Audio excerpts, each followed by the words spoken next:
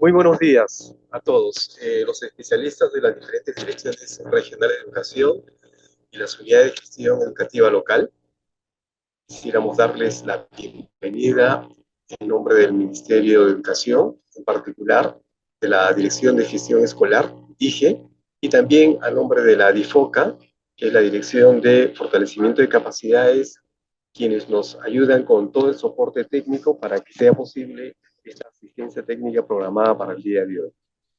Como ustedes saben, mis estimados especialistas, hoy vamos a desarrollar a modo de refuerzo sobre los convenios de encargo de gestión y actos de administración interna que crean y organizan el funcionamiento de las IES públicas. En tal sentido, vamos a tener esta asistencia en dos momentos, en dos partes. La primera, vamos a revisar un poquito sobre lo que es los convenios de encargo de gestión, cómo éstas se gestionan, y en un segundo momento vamos a desarrollar, a modo de repaso también, sobre los diferentes actos de administración interna, con algunos ejemplos y casuísticas para efectos de ilustrar y mejorar la comprensión de esos temas. Quisiera también expresarles un poco la metodología. Vamos a tener, por lo tanto, dos exposiciones con diapositivas y luego vamos a presentar algunas casuísticas y así vamos a desarrollar. En el transcurso de la exposición, si hubiera alguna pregunta, alguna inquietud, alguna duda de parte de ustedes, pueden ir formulando sus preguntas en el chat. De manera que al concluir cada bloque, vamos a proceder con la absolución de esas dudas y preguntas, a fin de que los temas que desarrollemos vayan quedando lo suficientemente claros para vuestra comprensión y utilidad también. Nuevamente agradeciéndoles a ustedes por su tiempo, su paciencia y su espera, vamos a iniciar esta última asistencia del año con la participación de la doctora Lourdes Vidal, quien va a desarrollar este primer bloque, que tiene que ver con el tema de los convenios de encargo de gestión. Eh, no sin antes recordarles, por favor, que vamos a pedirles que se tomen unos segundos para que puedan registrar su asistencia. Para nosotros es muy importante saber cuántos están participando. Actualmente tenemos aquí en el canal, digamos ya en el foro, 37 participantes, pero también algunas direcciones o algunos directores de la SUGEL también nos piden el reporte de asistencia. Entonces, ahí tenemos un curso para poder proveer, pero si ustedes no registran, no podríamos cómo justificar su participación. Entonces, es importante para ustedes y también para nosotros el contar con el registro de vuestra participación. Con esta indicación final, entonces vamos a dar pase a la doctora Lourdes para que pueda desarrollar esta primera parte de esta asistencia esta mañana. Doctora, muy buenos días y gracias por su participación y le cedemos el uso de la palabra. Muy buenos días con todos, gracias don Norberto por la presentación. Bueno, hoy día justo es nuestro último día de asistencia técnica, ¿no? Así que estoy muy contenta de compartir ese tiempo con ustedes, de capacitación y fortalecer nuestros conocimientos que hemos tenido a través de estas asistencias técnicas durante todo el año, ¿no? Entonces, justo ya que es nuestra última asistencia, hemos visto durante todo el año lo que es convenios de encargo de gestión y los actos de administración interna que organizan el funcionamiento de instituciones educativas públicas de educación básica. Entonces, vamos a pasar con las diapositivas y igual durante el transcurso de esta capacitación pueden ir señalando sus consultas a través del chat para que durante la capacitación podamos ir respondiéndole, ¿no? Si hay alguna duda, consulta, estamos a su disposición. Listo, bueno.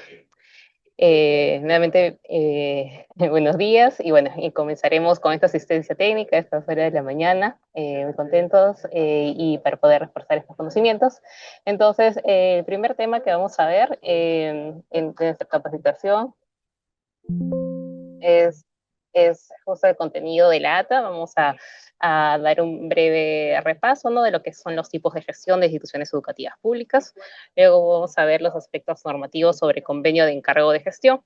Y finalmente, en esta primera parte, ¿no?, vamos a explicar algunos casos que hemos tenido durante este año, ¿no?, con las respuestas y bueno, esperemos que pueda haber participación de cada uno de ustedes, ¿no?, para que sea más didáctico, ¿no?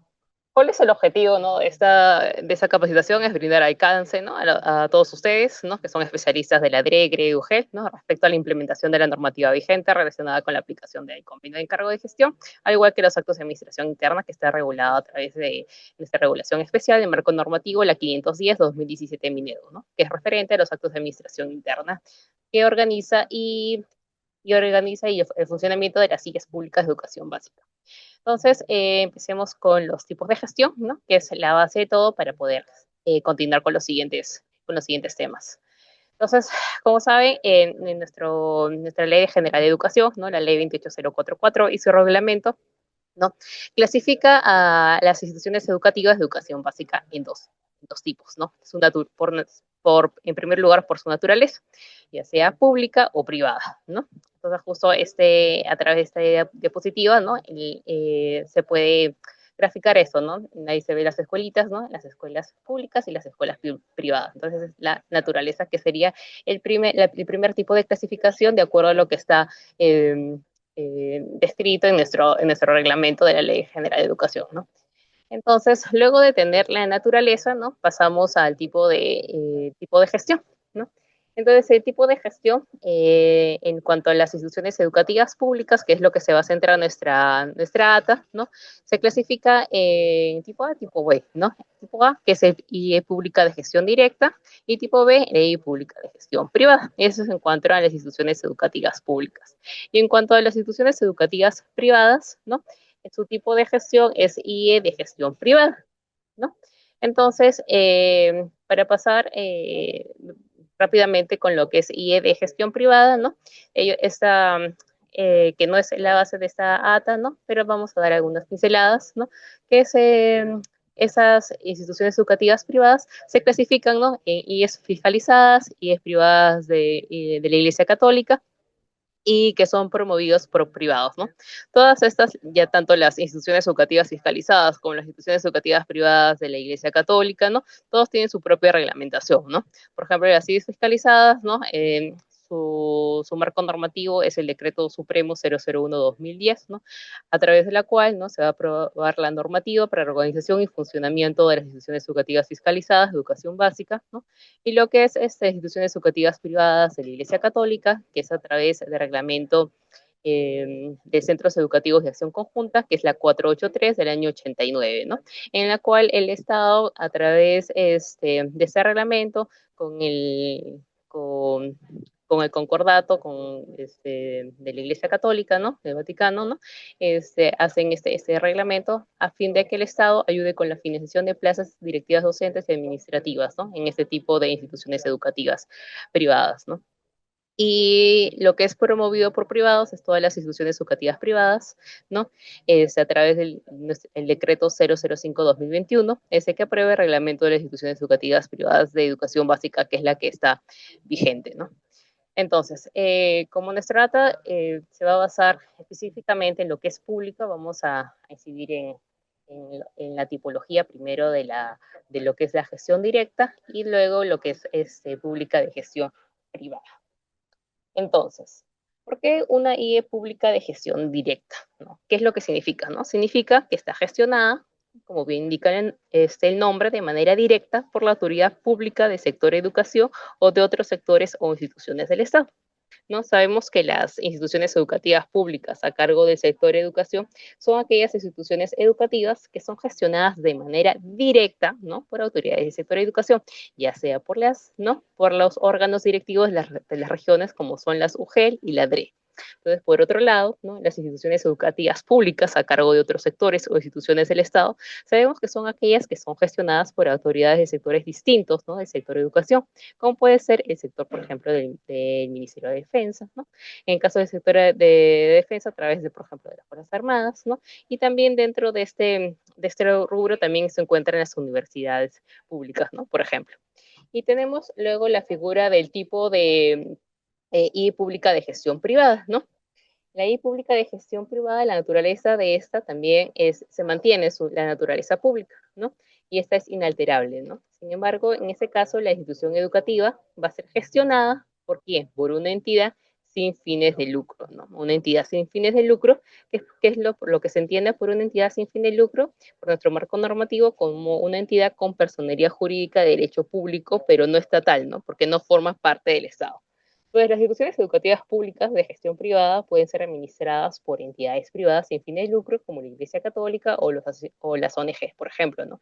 ¿A través de qué? A través de un convenio de encargo de gestión, que es lo que luego vamos a pasar a explicar, ¿no? No obstante, este convenio es importante señalar que no convierte la institución educativa pública en una institución educativa privada, ¿no? Y eso está establecido y normado a través de nuestra Ley General de Educación, ¿no? La 28004, y su reglamento. Entonces, el encargo de gestión, ¿no? Solo transfiere la administración, pero la institución educativa mantiene su naturaleza pública y conserva todas las características propias de una institución educativa pública. Entonces, en la presente exposición nos vamos a enfocar más en las instituciones educativas públicas de educación básica, ¿no? Entonces, ahí vamos a explicar el tipo A, ¿no? Como B, y el tipo B. Entonces, ahora que he podido darles algunas características, ¿no? De las instituciones privadas, ¿no? Pero más vamos a enfocarnos en las instituciones educativas públicas, ¿no?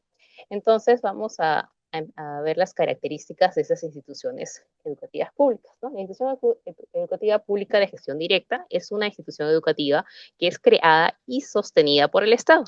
En consecuencia, tiene naturaleza pública y es gestionada, ¿no? Como les referí hace un ratito, ¿no? Por autoridades educativas del sector de educación u otras entidades del Estado. Entonces, asimismo, se puede subdividir en qué? Instituciones educativas públicas de gestión directa del sector de educación y instituciones públicas de gestión directa de otras instituciones del Estado. ¿Y cuáles son sus características, ¿no? Más resaltantes, ¿no? Es que estas instituciones educativas prestan el servicio educativo de manera gratuita, ¿no? Esta gratuidad, ¿no? Está regulada en nuestra Constitución Política, ¿no? A través del artículo 17, que establece que cuando el servicio educativo es prestado en entidades o instituciones del Estado, debe ser gratuito. Este principio de gratuidad, a su vez, lo recoge la propia Ley General de Educación y su reglamento, ¿no? Y esto es muy importante señalarlo, ya que puede prestar a confusión cuando nos vayamos a referir a las IES públicas de gestión privada. Entonces, desde el punto de vista administrativo, en las instituciones educativas públicas de gestión directa, tienen muebles e inmuebles, es decir, que son de propiedad del Estado. Y por otro lado, el pago de remuneraciones del personal es asumido por el sector de educación u otro sector del Estado que se encuentra a cargo de la institución educativa de gestión directa. Bien. Por otro lado, vamos a ver las IES públicas de gestión privada, ¿no? Que son el tipo B, ¿no? Que vimos justo en la lámina anterior, que, ojo, no, siguen siendo públicas, como hemos referido, porque lo importante es distinguir la naturaleza primero, como justo fue la primera diapositiva, privada y pública, que es lo que regula nuestro marco normativo, y en consecuencia luego la tipología, ¿no? Entonces, estas IES públicas de gestión privada también son creadas y sostenidas por el Estado. En consecuencia, tienen naturaleza pública. Pero a partir de aquí van a presentar una serie de características que la diferencian de la IE pública de gestión directa, ¿no? A su vez, hay características que también comparten, como con la primera, ¿no? ¿Y cuál es la diferencia? Sí, dirán ustedes, ¿no? Es que la IE pública de gestión privada también es gestionada, ¿no? Es gestionada en sí por una entidad sin fines de lucro, o sea, no estatal, ¿no? En la otra era directamente gestionada, ¿por qué? Por el Estado, ¿a través de qué? Por la DRE, UGEL, las universidades públicas, los ministerios, etcétera, ¿no? Que forman parte de la estructura estatal, ¿no? Pero acá, ¿por qué van a ser gestionadas? Por una asociación sin fines de lucro, ¿no? ¿A través de qué? A través de un convenio de encargo de gestión, que es suscrito en el caso, por ejemplo, de la jurisdicción de Lima Metropolitana por el MINEDO, y en el caso de las demás regiones, las demás jurisdicciones, por los gobiernos regionales o las que haga sus veces. Bien, por ello no implica que esta institución educativa, ¿no? A través de este convenio de encargo de gestión, se privatice o que se convierta en una institución educativa privada. Y aquí ya hay algo fundamental, que es la característica que comparte con la IE pública de gestión directa, que presta el servicio educativo de manera gratuita. Es decir, el hecho de que se firme un convenio de encargo de gestión y esta se convierte en una IE pública de gestión privada, ya no de gestión directa, no hace que esta tenga la facultad o que esta entidad que la gestione cuente con la facultad para cobrar, ¿no? Por la prestación del servicio educativo. ¿Por qué? Porque la institución mantiene su calidad de institución educativa de naturaleza pública. Entonces también, ¿qué es lo que rige aquí? Ya sea en las IE pública de gestión directa y IE pública de gestión privada, es el principio de gratuidad en la prestación del servicio educativo. ¿no? Por otro lado, desde el punto de vista administrativo, como ya hemos indicado en el caso de la ley pública de gestión privada, vamos a encontrar similitudes y diferencias con respecto al tipo de A, que es de gestión directa. En primer lugar, los bienes muebles, inmuebles, es decir, los bienes en general, son propiedad del Estado. Pero aquí está una de las pequeñas diferencias, ¿no? Que puede ser también de propiedad de la entidad sin fines de lucro que gestiona la institución educativa, ¿no? Y eso se supone que tiene que estar establecido en el convenio de cargo de gestión, ¿no? Entonces, es decir, aquellos bienes que resultan funcionales o que sean necesarios para el funcionamiento de la institución educativa pueden ser del Estado o de la entidad que gestiona la institución educativa pública de gestión privada. Y otra característica que mantiene su similitud con respecto a la IE pública de gestión directa es que la remuneración del personal también es asumida por el Estado, ¿no? Entonces, por eso se dice que la institución educativa pública en general es aquella que es creada por el Estado y que a su vez es sostenida por él, ¿no? Entonces, esta es la parte más importante, ¿no? Acosadito, vemos la IE de gestión privada, ¿no? Que está a cargo de personas, ¿no?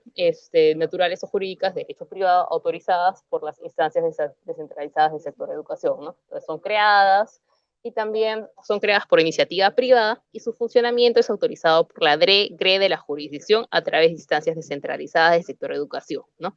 Y su régimen legal, de acuerdo con tiene que ver con la normativa vigente que hemos visto ya hace un ratito el decreto supremo, ¿no? Y son gestionadas, ¿no? Por personas naturales o jurídicas de derecho privado, ¿no? Cómo organizan y conducen su gestión administrativa, económica, financiera, estableciendo su régimen económico de pensiones y personal docente y administrativo. Entonces, en esta sí tienen facultad de cobrar o no cobrarla por su prestación de servicios educativos, ¿no? Entonces, esa sería la primera parte de la tipología, ¿no? De gestión, ¿no? Acá hemos puesto la ARM, que es la 48389, que es gestión conjunta, que eso ya lo hemos hizo en otras ATAs, ¿no? Y bueno, igual cualquier consulta acerca de este primer tema, estoy al tanto, así que cualquier duda, consulta, lo pueden ir señalando en el chat para ir respondiendo. Vamos a pasar al segundo temita, que es los aspectos normativos básicos del convenio de encargo de gestión, ¿no? Entonces, no sé si antes de pasar en ese tema, podrían levantar la manito y decirme a alguien, o por el chat, ¿no? ¿Cómo definirían qué es un convenio? A ver, los escucho, pueden levantar la manito o pueden responder a través del chat. Ya, justo veo que hay dos preguntitas. Miren, justo lo que señala Gabriel Isamar Rodríguez Sánchez es cierto, ¿no? Este reglamento, la 48389 de reglamento de centros educativos de acción conjunta, efectivamente se expidió antes de la Ley General de Educación, ¿no? Que es del año 89 todavía. Entonces, por eso se les llamaba no instituciones educativas, sino se les nombraba como centros educativos, ¿no? Entonces, realmente, sí, efectivamente debería haber una actualización de este reglamento, ya que es antiguo, ¿no? No obstante, cuando hay casos, ¿no? Que se han presentado y que hemos resuelto, ¿no? Siempre tratamos de hacer la concordancia, ¿no? Con nuestra ley general y con nuestro reglamento, ¿no? Ya que en sí ese reglamento, la 48389, más está enfocada en la parte económica, ¿no? No en la parte de la naturaleza o la tipología, ¿no?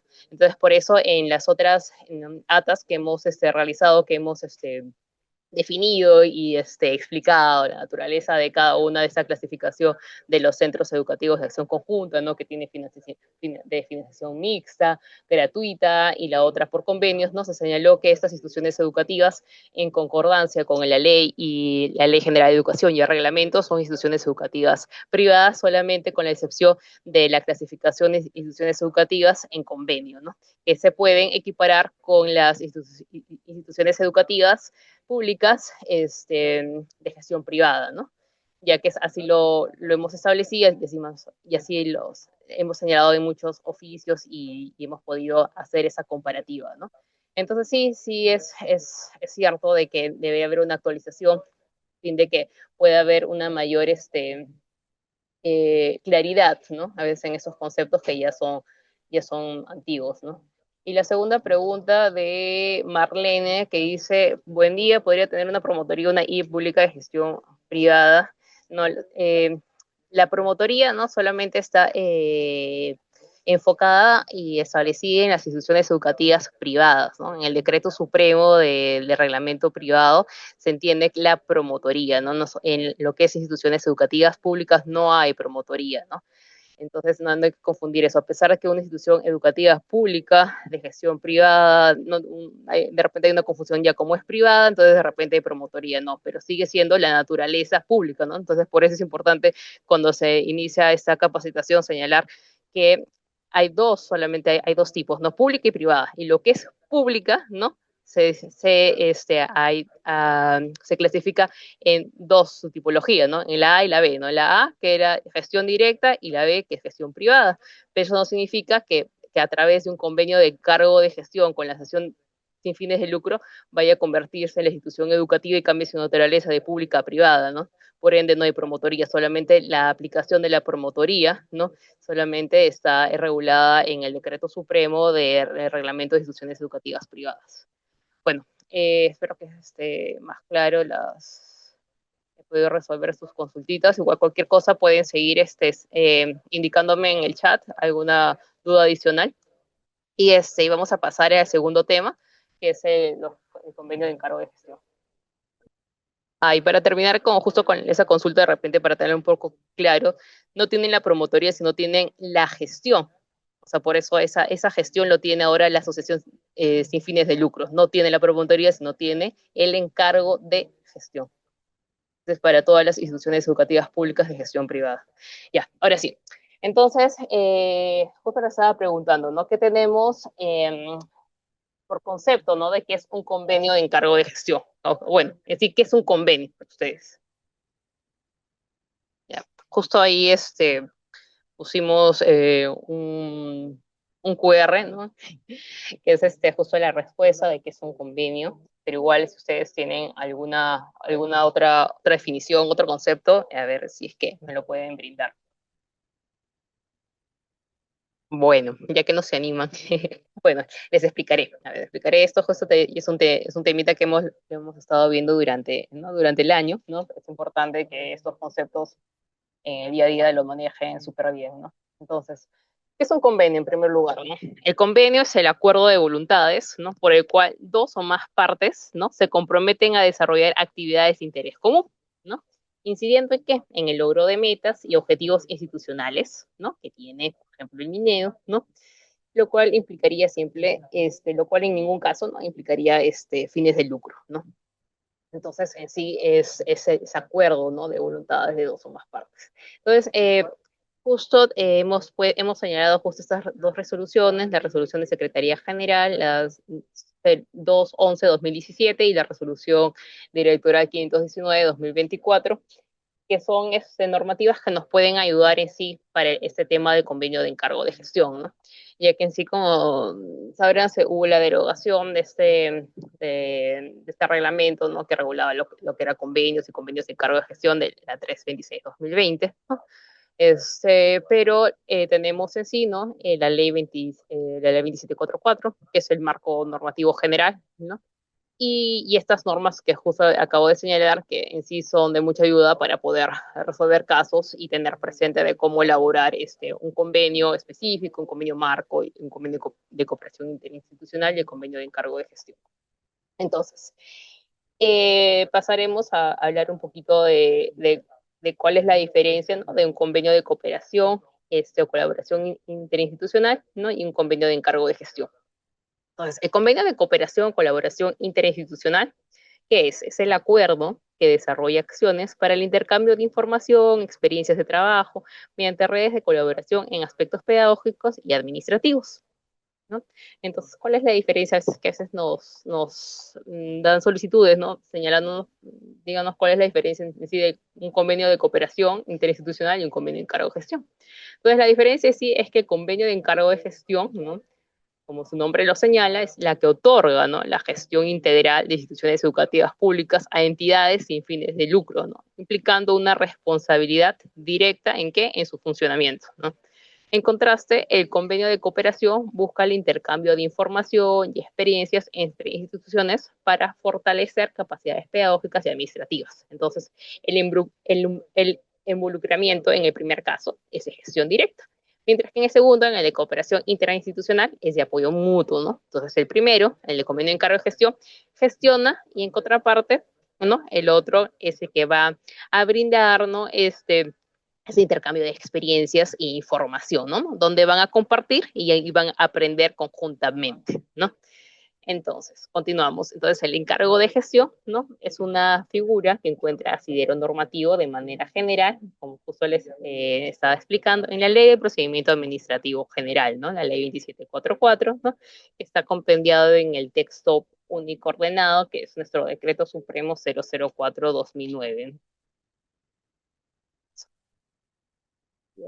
Y bueno, justo antes de pasar con un poquito más de la explicación de la normativa y el marco general del convenio de encargo de gestión, ¿no?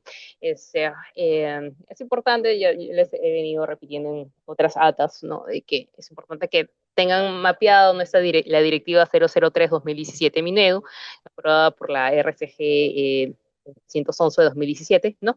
Ya que ahí se muestra cómo tienen que elaborar, ¿no? El modelo de convenio marco, ¿no? El convenio específico, ¿no? También señalan las adendas, entonces para que tengan en sí una estructura, ¿no? Porque muchas veces presentan convenios que en sí no reúnen la estructura que en sí lo señala esta resolución, ¿no? Entonces es importante que lo tengan mapeado y claro esos modelos para que ustedes puedan tenerlo presente cuando les toque, ¿no? Elaborar o puedan evaluar, ¿no? Si es que realmente está bien estructurado este tipo de convenio, ¿no? Ya sea marco específico o las adendas de los convenios en cargo de gestión, por ejemplo. ¿No? Y también en esta normativa, ¿no? Señala todo el flujo, toda la ruta que tiene la aprobación de un convenio de encargos de gestión, un convenio marco también, ¿no? Bueno, entonces pasamos a la normativa que les estaba señalando, ¿no? Este, que sí tenemos a la Ley de Procedimiento Administrativo General, ¿no? ¿Y qué es lo que establece la Ley de Procedimiento Administrativo General respecto al encargo de gestión? Se indica que por el encargo de gestión, una entidad u órgano puede encargar a otra, es decir, hay una figura de un órgano o entidad encargante y una figura de órgano o entidad encargada, ¿no? Para que esta última realice actividades materiales, actividades técnicas o actividades vinculadas con servicios de competencia al encargante, ¿no? Entonces, por diversas razones, la norma establece de manera genérica razones de eficacia porque la encargada posee los medios idóneos para desempeñarlos, ¿no? Ahora, lo que es importante señalar es lo siguiente, ¿no? Hay también una condición de forma, es decir, para que se concrete el encargo de gestión es necesario que ésta se formalice a través de ¿qué? A través de un convenio, ¿no? En este convenio, como les señalé, ¿qué es lo que se establece, no? Se establece las actividades, el alcance, el objeto, la naturaleza, el plazo de vigencia, ¿no? Las cláusulas, los compromisos de las partes, ¿no? Que es importante en sí señalarlo, ¿no? También la solución de controversias, por ejemplo, ¿no? Y eso está establecido justo en la normativa que les había comentado, ¿no? Entonces, ¿qué es lo importante que debemos señalar con respecto a esta figura, ¿no? Que la figura del encargo de gestión no supone la alteración de la titularidad de la competencia del órgano que encarga, en quien debe permanecer la responsabilidad y el deber de supervisar las actividades, ¿no? Entonces, no supone la alteración, sigue siendo el órgano encargante y responsable de supervisar, ¿no? En consecuencia, se entiende que el encargo de gestión como una técnica o forma de ejercer la competencia de una autoridad no supone la transferencia de las responsabilidades o competencias a otro órgano, únicamente supone justamente una encomienda, como bien lo dice el nombre, ¿no? Justo en la preguntita que realizó el especialista, ¿no? En sí no es que se va a dar una promotoría, ¿no? Se va a dar en sí un encargo de gestión, una encomienda a fin de que este órgano encargante, ya sea la DRE, ¿no? La DRE, GREUG, que va a otorgar esa transferencia de gestión a esta asociación sin fines de lucro, ¿no? Pero esta de GREUG no va a tener que realizar, va a continuar con esta supervisión a fin de que esta entidad encargada pueda efectuar realmente con eficacia y eficiencia sus labores, ¿no? Por tanto, como quiera que únicamente se trate de una encomienda o un encargo, el titular de esta competencia mantiene evidentemente la competencia y el deber de supervisar las actividades, ¿no? Y eso se establece con una norma de rango de ley que se puede facultar a las entidades a realizar encargos de gestión a personas jurídicas no estatales. Y aquí vamos a ingresar a la regulación especial con respecto a este tema, ¿no? Que es el encargo de gestión que atañe a las instituciones educativas públicas sobre la base normativa, ¿no? Sobre la ley general y su reglamento, ¿no? Entonces, tenemos acá el componente sustantivo, que es el encargo de gestión, y el componente formal, que tiene que ver con la firma de convenio, que es lo que se dice que el encargo de gestión se celebra mediante un convenio que es suscrito por el GORE o por el MINEDU, dependiendo de la jurisdicción, ¿no? Es lo que justo les expliqué hace un ratito, ¿no? Que eh, cuando están las instituciones educativas dentro de la jurisdicción de Lima Metropolitana, va a tener que ser suscrito por el Minedo, y cuando está fuera de Lima Metropolitana, en otra jurisdicción, ya sea Lima Provincia o otra provincia, lo tiene que suscribir el mismo GORE, ¿no? O la que haga sus veces, ¿no? Y eso está establecido en nuestra norma, la 510-2017. Entonces, hay que aclarar qué es la DRE. La DRE-GREC de la jurisdicción son los órganos competentes, ¿no? Para implementar el convenio de acuerdo a sus competencias en el sistema educativo descentralizado, ¿no? Naturalmente tiene un conjunto de funciones, de competencias que están establecidas en la Ley General de Educación y su reglamento respecto al servicio educativo y la gestión de las instituciones educativas. Entonces, con ello tenemos mapeados los aspectos básicos normativos respecto de la figura de encargo de gestión, ¿no? Entonces, la figura de encargos de gestión, ¿no? Finalmente, ¿cuál es la conclusión de esta parte? Que supone esta encomienda para que la entidad encargada, ¿no? O sea, esta asociación sin fines de lucro, ya sea una ONG, etcétera, ¿no? Realice actividades vinculadas con un servicio de competencia del encargante, en este caso de manera específica, de manera especial, nos vamos a referir a las IES públicas de gestión privada, porque una IE pública que es gestionada o que es creada por el Estado va a ser gestionada por una entidad sin fines de lucro. Bueno, entonces, ya terminando esta parte, vamos a ver unos casitos que justo durante el año se nos presentó, ¿no? Para que lo tengan de manera más clara, ¿no? Cómo se resolvió, ¿no? En esos casos. Por ejemplo, en el caso uno, ¿no? Se consulta consultaron, ¿no? Una DRE, ¿no? Sobre los convenios de encargo de gestión. Nos señaló de que no había un marco normativo, ¿no? Entonces, por ende, ellos no podían resolver ese tema, ¿no? Y se les respondió, ¿no? A través de un oficio que el convenio de encargo de gestión sí tiene previsto un marco normativo, ¿no? A través de la LPAG, ¿no? O sea, la Ley de Procedimiento Administrativo General, la Ley General de Educación y su reglamento, ¿no? Como hemos visto en la lámina anterior, ¿no? Así como el reglamento, ¿no? La 510, ¿no? Nuestra norma técnica, ¿no? Aprobada por resolución ministerial 510-2017, ¿no? En consecuencia, si existe un marco normativo que regula los convenios de encargo de gestión y que ustedes también pueden utilizar, ¿no? La normativa que señalé, ¿no? Que es la directiva 003 y también el reglamento 519 de la DREL. Bueno, continuemos. En el casito 2 es sobre consulta sobre adenda de convenio de encargo de gestión. Entonces, una asociación sin fines de lucro de un distrito de Lima nos solicitó, ¿no? Que ellos querían la suscripción de una adenda a su convenio de encargo de gestión vigente, ¿no? Pero el objetivo de esta adenda era extender la vigencia del convenio por 4 años adicionales, ¿no?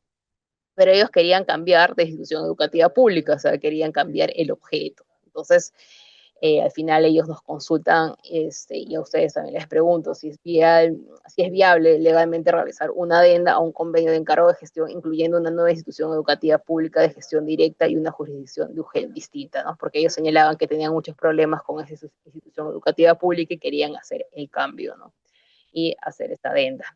Entonces lo que se respondió es que no se podía efectuar una adenda, ¿no? En ese sentido, porque no se podía alterar el objeto principal del convenio, ¿no? Porque lo que querían era cambiar la institución educativa pública por los problemas que tenían y los inconvenientes que en sí decían que no les dejaba trabajar a esta institución, a esta asociación, ¿no?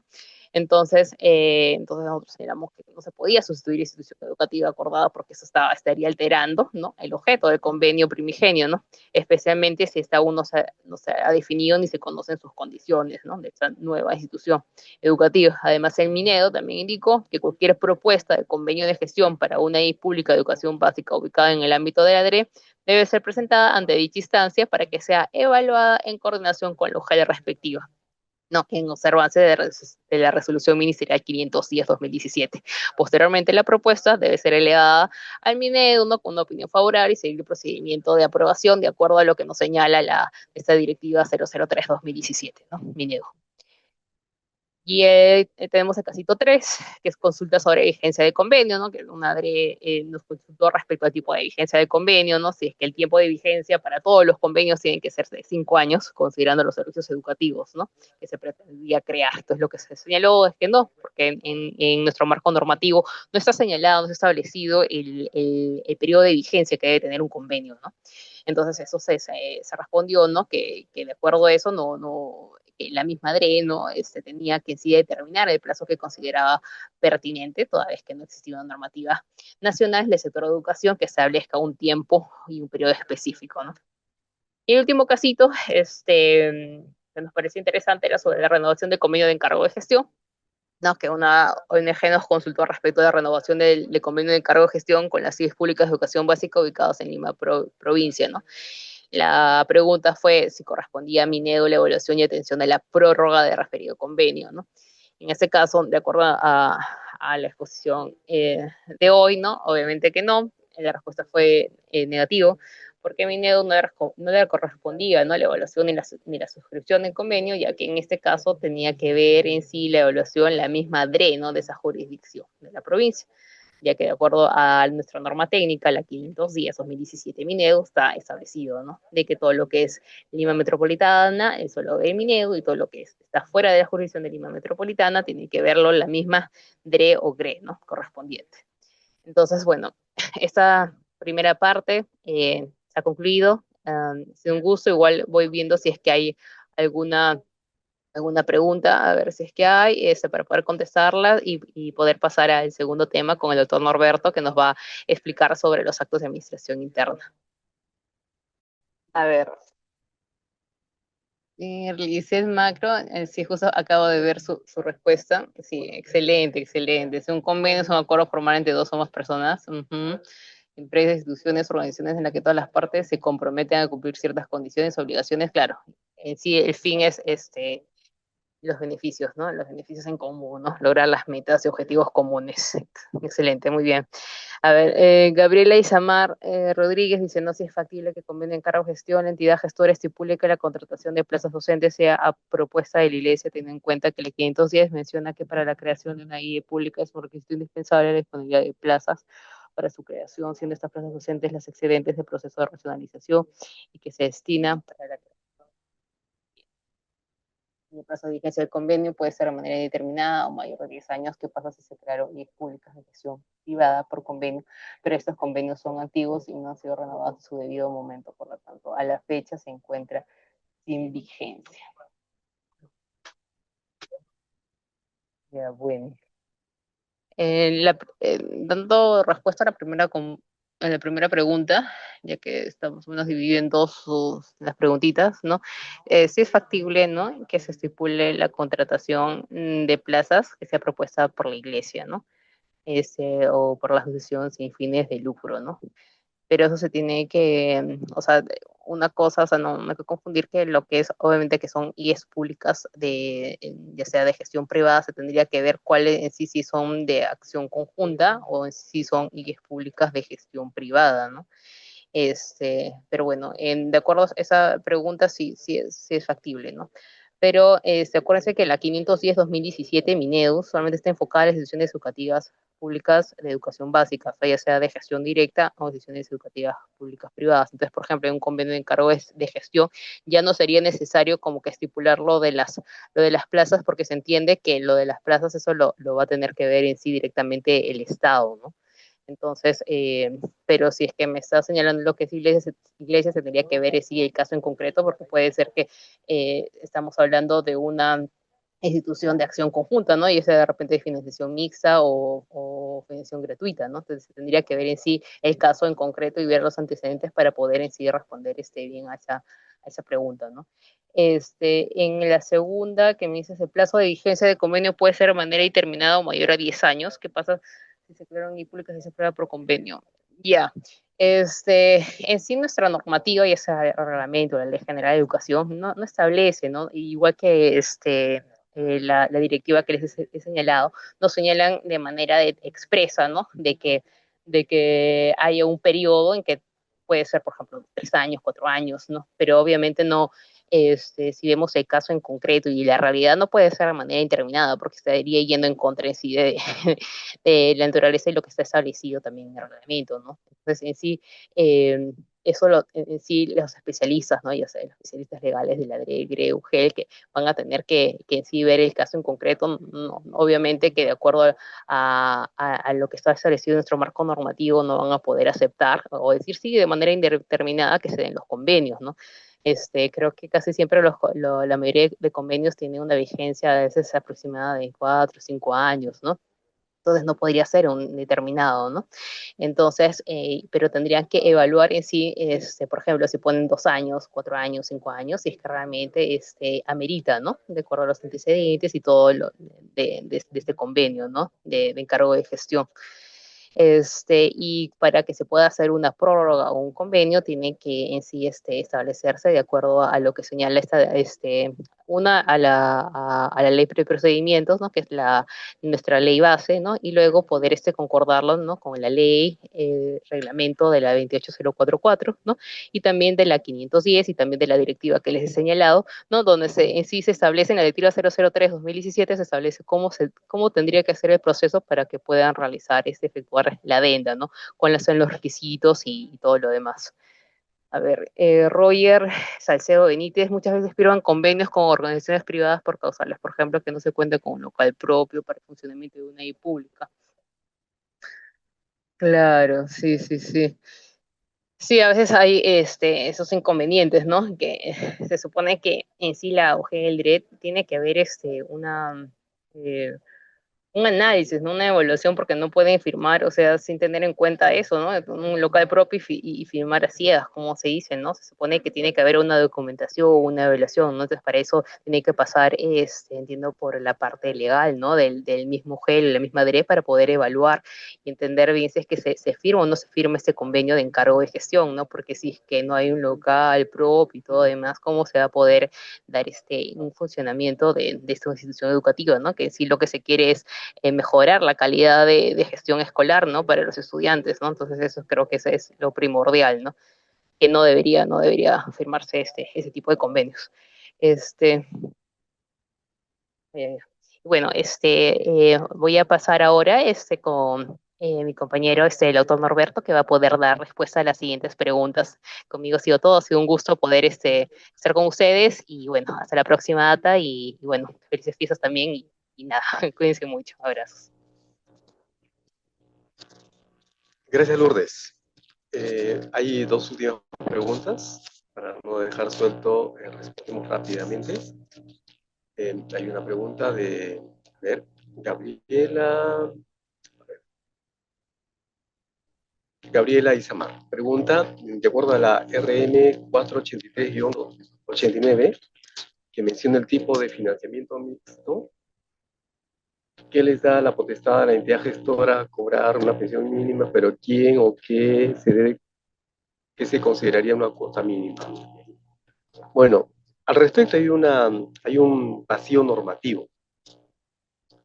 Sin embargo, como ustedes saben, con las normas de la descentralización, las DRE y las UGEL son los responsables de los servicios educativos. Por lo tanto, a quien le corresponde hacer la labor de supervisión a una IE inmediatamente superior es a la UGEL y luego a la DRE. Menciono esto porque es la UGEL, en coordinación con la DRE, quien debería interactuar con las instituciones educativas de acción conjunta y, y exigir sentarse en una mesa de negociaciones y establecer ese monto, digamos, esa pensión mínima que sí o sí debería cobrar. Como contraparte de la asignación de plazas docentes y administrativos que el sector, el Minedo, le está asignando a esa institución educativa de acción conjunta, ¿sí? vuelvo a decir, las normas lo permiten y es cuestión de que las DRE y la UGEL se empoderen de sus respectivas competencias y funciones y puedan, a través de un convenio, establecer, digamos, estos montos. De otra manera, lo que se está dando en la práctica es que estas IES de acción conjunta siguen recibiendo la asignación de plazas, docentes administrativos, incluso solicitan la ampliación y siguen cobrando como si cobraran cualquier otra IE privada, montos comerciales, ¿no? Y no refleja esa pensión mínima de la que señala la norma. Y vuelvo a decir, no hay una norma que la regule, que establezca los mecanismos, pero la DRE y la UGEL, de acuerdo a las normas de la descentralización, tienen las competencias. Y además, de acuerdo a la realidad de cada contexto, eh, digamos, local, ¿no? Es decir, la, la, las pensiones, tal vez en Piura, de las IES, en la zona no sean los mismos que puede haber en Ayacucho, en Huancavelica o en Andahuaylas, ¿no? Donde por una situación económica, socioeconómica, a veces los montos son menores. Entonces, yo creo que cada DRE y UGEL, de acuerdo a su realidad y contexto, debería sentarse con esas instituciones y condicionar esos montos, ¿no? Podrían, la pregunta de la DREL de Lima dice, ¿podría ampliar los casos de convenio con las IES de Fuerzas Armadas? Gracias. Bueno, ustedes saben que a nivel de la Dirección Regional de Lima Metropolitana, quien puede celebrar los convenios de encargo de gestión es el MINEO directamente, previa opinión favorable de la UGEL y la DRE, respectivamente, ¿sí? Los convenios de gestión a cargo de las Fuerzas Armadas, bueno, a ver, no. Miren, en el caso de las Fuerzas Armadas hay una situación muy peculiar. Muchas de esas instituciones vienen creadas, autorizadas desde antes de la última ley de educación, ¿no? Y en su oportunidad muchas de estas fueron autorizadas como IES privadas, otras IES públicas, ¿no? Aquellas IES públicas responderían a la tipología responderían a la tipología de IES públicas de gestión a cargo de otro sector. Así está en Escale, en el RIE, ¿no? Eh, estas, mm, si no tienen convenio, no se requiere exigir un convenio. ¿Por qué? Porque son IES públicas, con la única diferencia de que no la administra directamente la UGEL, sino las Fuerzas Armadas, ¿no? Que son otro sector del Estado, porque nosotros somos del sector educación, ellos son del sector defensa. Entonces, son otro sector. Es como Ministerio de Agricultura, que también tiene una IE, es otro sector. En fin, entonces, ahora, ¿se pueden celebrar con estas instituciones convenios de cooperación interinstitucional? Sí, eso es otro tipo de convenios y estas también se pueden regular con una resolución. Hay una norma de convenios que nosotros aquí a nivel del MINEDO tenemos y que regulan esos convenios, pero solamente su ámbito de aplicación es a nivel de Lima metropolitana, ¿no? Salvo que fueran convenios marco, si con una expansión mayor a nivel nacional o convenios de cooperación internacional, que también es otro. Pero cuando se habla de convenios de encargo de gestión, estas sí o sí solo se celebran con las Fuerzas Armadas o cualquier otra entidad para las IES del ámbito de la Dirección de Lima Metropolitana. Gabriela Isamar hace otra pregunta. ¿Tiene que existir una disposición explícita por parte del gobierno regional que faculte a la DRE la suscripción de tipo de convenios? No existe una norma nacional que regule los convenios de encargo de gestión. No existe. Por esa razón nosotros siempre indicamos que se aplica de manera supletoria dispositivos de la Ley General del Procedimiento Administrativo, el cual se refiere a los convenios de encargo, los convenios de encargo. de gestión se llama, pero de manera general. Ahora, lo que hemos visto nosotros en la práctica es que los gobiernos regionales, por su autonomía normativa, también han aprobado sus propias normas de convenio. Por ejemplo, la DREN tiene su norma de convenio. Por ejemplo, la Dirección Regional de Callao también tiene su propia norma de convenio. Y creo que Arequipa también tiene así. Entonces, las diferentes direcciones han elaborado sus propias normas, ¿no? Válidos en el ámbito, digamos, territorial de la dirección regional, ¿no? Si no tienen, pueden aplicar de manera supletoria, vuelvo a decir, las normas generales sobre convenios que existe en la 27444. Muy bien, ahora vamos a pasar a la segunda parte de esta exposición. Voy a pedir a nuestra asistente que pueda presentar los PPTs. Muy bien, rápidamente voy a desarrollar, son las 11, espero hacerlo en 30 o 40 minutos ese tema. Vamos a hacer un repaso de los actos de administración interna en las IES públicas. Como ustedes saben, la norma básica que regula y es la norma que nosotros debemos manejar de pie, cabeza, de la izquierda a la derecha, porque es la norma que vamos a utilizar siempre que tengamos que tratar cualquiera de los actos que esta norma lo prevé. Es la 510-2017, la resolución ministerial, que ustedes lo conocen perfectamente. Esta norma, en una primera parte, se refiere a la finalidad, al objeto. Y si ustedes revisan la finalidad, ahí en la pantalla ustedes se darán cuenta que esta norma contiene disposiciones correspondientes a actos de administración interna. Cuando uno revisa objetivo 1, dice que esta norma define actos de administración interna. Y en el 2.2, que el segundo objetivo, dice que establece requisitos, procedimientos y otros aspectos mínimos para la aprobación de los actos de administración interna. En ninguna de estas, digamos, párrafos que he leído hace alusión a los actos administrativos, sino se refiere a los actos de administración interna. En resumen, en conclusión, la 510 del año 2017 solamente contempla, trata, desarrolla los actos de administración interna, que no tienen nada que ver con los actos de administración, que es otra institución diferente. Vamos a revisar ahora unos cuadritos para hacer esta distinción que es importante, porque si no tenemos claro, a veces confundimos. Y hago énfasis en esto porque siempre nos preguntan y entonces creemos que hay la necesidad de enfatizar y hacer una distinción de esta. Muy bien, rápidamente.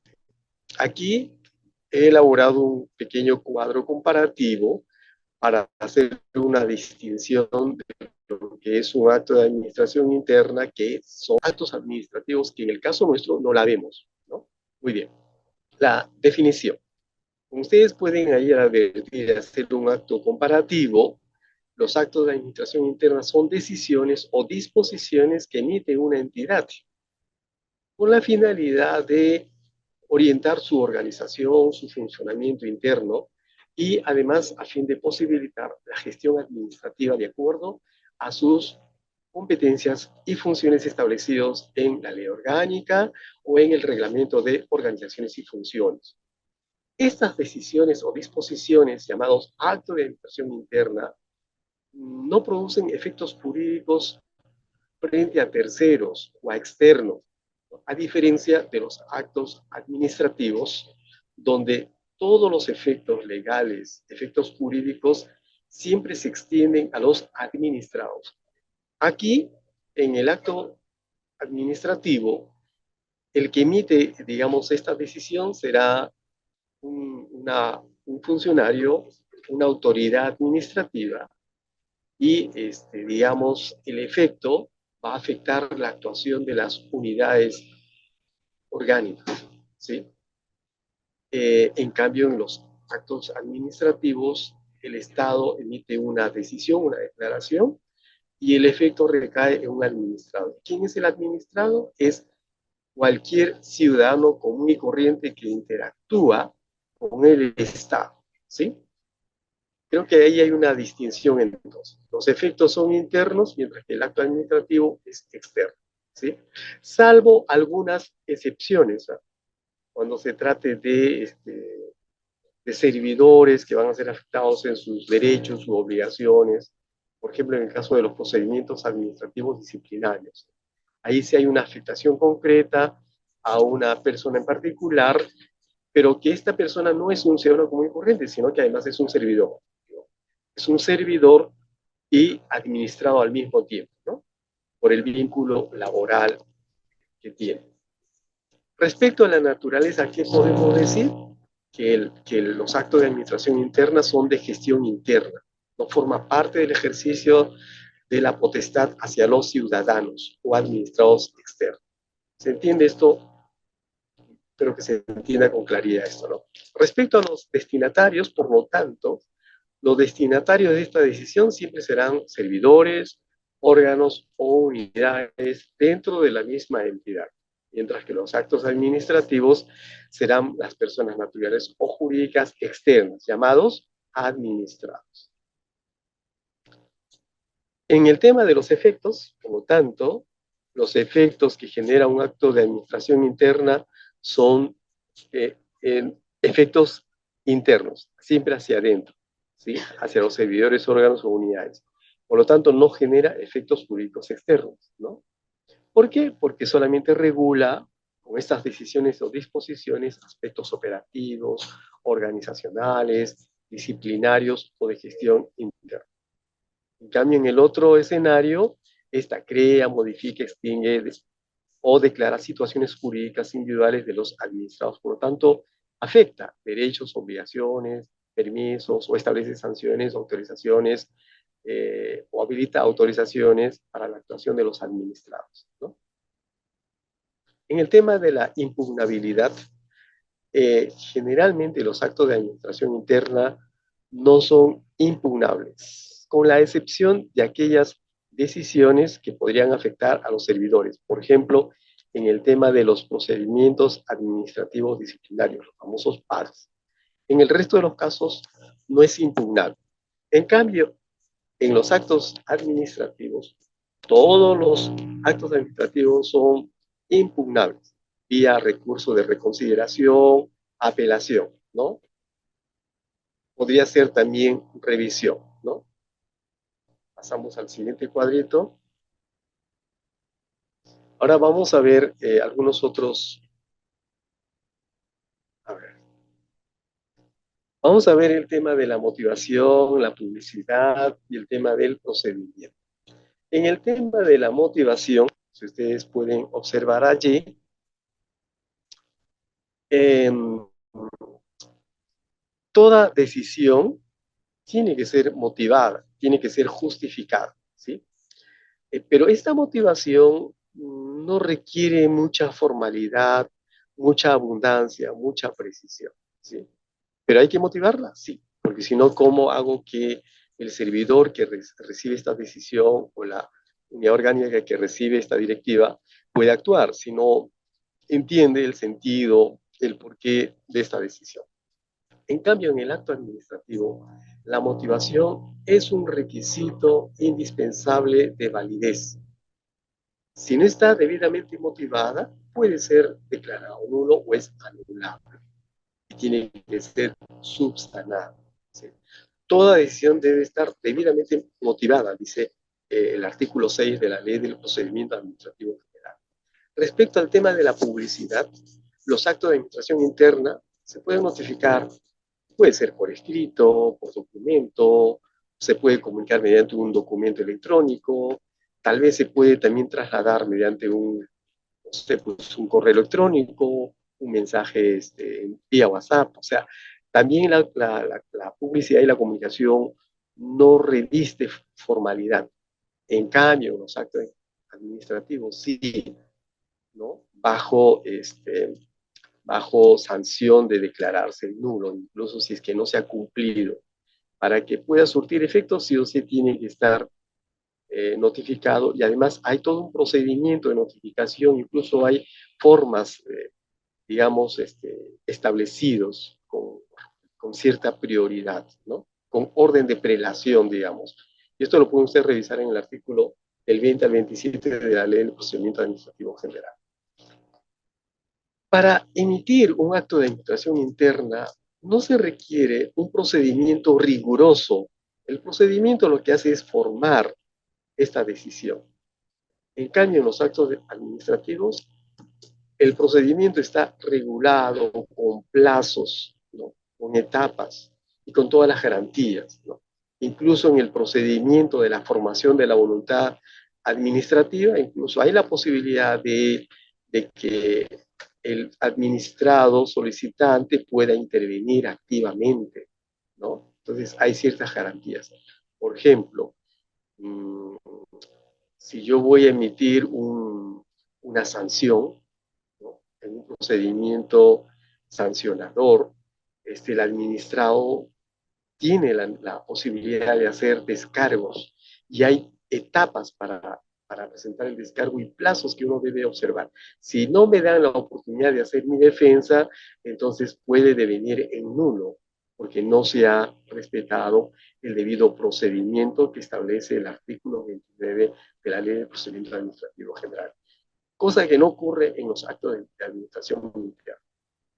Ahora, ¿de qué manera uno puede expresar, trasladar o de repente puede uno plasmar en los actos de administración interna? Puede ser a través de documentos como directivas, resoluciones, memorándum, alguna nota de asignación personal, ¿no? A través de comisiones de servicio, a través de lineamientos, algún tipo de dispositivo operativo, incluso el mismo control de asistencia ya es un acto de administración, un acto de control, ¿no? De la participación de un servidor en una entidad X, ¿no? En los actos administrativos, sí o sí se requiere que todo acto esté expresado en documento, físico o electrónico, pero tiene que estar debidamente expresada, con una numeración adecuada, con el fechaje respectivo, con las firmas y los sellos correspondientes. O sea, se requiere formalidad, ¿no? Y generalmente los actos administrativos se expresan a través de resoluciones. Una licencia uno lo otorga mediante una resolución, una autorización también, una sanción también, etcétera, etcétera. Siempre adquiere, generalmente, yo digo siempre, en forma de una resolución. El control jurisdiccional. Los actos administrativos, como son decisiones de carácter interno y va a afectar, digamos, el funcionamiento o la actuación de un servidor, generalmente no son revisables en el Poder Judicial, excepto aquellas que podrían afectar derechos de los servidores, ¿no? Por ejemplo, se me ha sancionado en un procedimiento administrativo disciplinario, ¿no? Entonces, o de repente se me ha despedido, etcétera, o se me ha impuesto una sanción. Esta sí la puedo impugnar a nivel de la autoridad del servicio civil y eventualmente también podría recurrir en la vía judicial mediante un contencioso administrativo, ¿no? Motivos, sí o sí, no, perdón, si es que se presenta dentro del plazo, sin que prescriba el plazo para presentar un contencioso administrativo, se puede, ¿no? Puede ser objeto de un control jurisdiccional. En resumen, el acto administrativo es susceptible de un control jurisdiccional, a excepción del acto de administración interna. Y finalmente, respecto a la presunción de validez. En ambos casos, ¿no?, se presume que son válidos. La invalidez tiene que ser cuestionada y además tiene que ser declarada, ¿no? Con mayor rigurosidad en el caso de los actos administrativos, tal vez con menor rigurosidad en el caso de los actos de administración interna. Entonces, espero que con esta explicación que he dado se pueda hacer una distinción, ¿no? Antes quisiera poner un pequeño ejemplo. ¿Podrías regresar, por favor? A ver, vamos a poner un ejemplo pequeño para ilustrar. Por ejemplo, en el tema de la creación de una IE.